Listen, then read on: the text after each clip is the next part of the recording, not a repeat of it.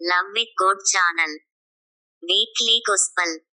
Mark நற்செய்தியிலிருந்து வாசகம். அதிகாரம் 6, இறைவார்த்தைகள் 30 முதல் 34 வரை. திருத்தூதர்கள் இயேசுவிடம் வந்து கூடி தாங்கள் செய்தவை, கற்பித்தவையெல்லாம் அவருக்கு தெரிவித்தார்கள்.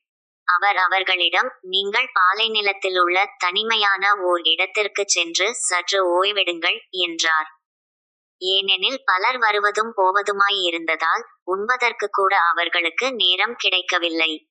அவ்வாறே அவர்கள் படகேறி பாலை நிலத்தில் உள்ள தனிமையான ஓர் இடத்திற்குச் சென்றார்கள். அவர்கள் புறப்பட்டு போவதை மக்கள் பார்த்தார்கள். பலர் அவர்களை இன்னாரென்று தெரிந்து கொண்டு எல்லா நகர்களிலிருந்தும் கால்நடையாகவே கூட்டமாய் ஓடி அவர்களுக்கு முன் அங்கு வந்து சேர்ந்தனர். அவர் கரையில் இறங்கியபோது பெருந்திரளான மக்களை கண்டார்.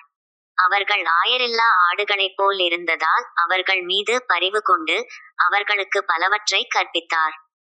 இது ஆண்டவர் வழங்கும் அருள்வாக்கு. இறைவா, உமக்கு நன்றி.